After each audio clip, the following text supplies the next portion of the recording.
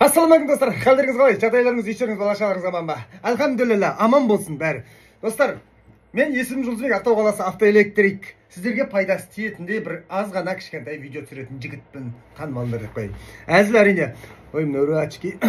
Достар, мен сіздерге жұмысымда кездесіп қалған бір пайдасы тиіп қалар деген мақсатпен түсіретін видеом қабыл алыңыздар, жақсылап тыңдап алыңыздар.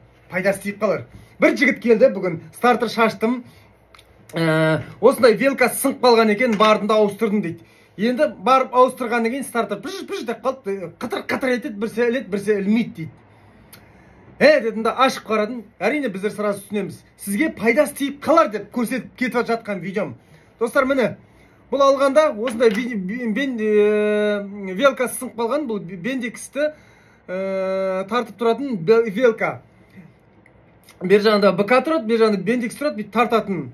Осыны алғанда, сосын сынып қалғасын лақтырыпса, комплекті электриктен әкеліп мынаны салған. Ол неден болып дейсіздер ғой, достар, қараңыздар. Көрдіңіздер ме? Мынада белкі держателі ұзында, ұстағышы, мынанкі қысқа. Байқайсыздар ма, достар?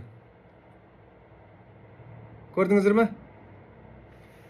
Достар, көрдіңіздер ме? Осындай затты қарап, байқап салу керек. Сізге пайдасы тиіп қалса, лайкап айтып, кайфап айтып, сұрақтарыңыз қойып отырыңыздар.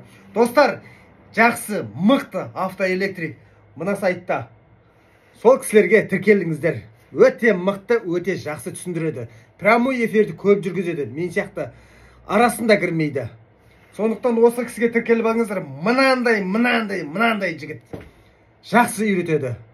Давайте, достар, қолдаймыз. Қазақ автоэлектриктерді қолдаймыз. Сау саламатта болыңыздар. Көліктеріңіз сіздерді далада қалдырмасын.